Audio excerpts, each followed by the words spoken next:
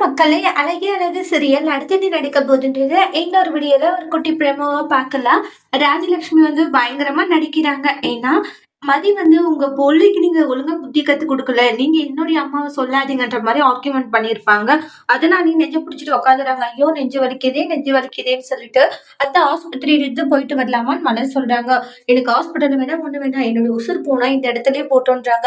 அத்தை என்னத்த பேசிட்டு இருக்கீங்க? சொல்றத கொஞ்சம் பொறுமையா கேளுங்க அத்தைன்றாங்க. இனி என்னால கேட்க முடியாதுடின்றாங்க. இந்த மாதிரி பண்ணிட்டேன் என் உசுர இங்கேயே போட்டுன்னுவாங்க. அப்படி கத்தி அழுதுட்டு இருக்காங்க. உடனே அவங்க ஹஸ்பண்ட் வந்துட்டு, "என்ன ஆச்சு? என்ன ராஜலட்சுமி?" அப்படின்னுவாங்க.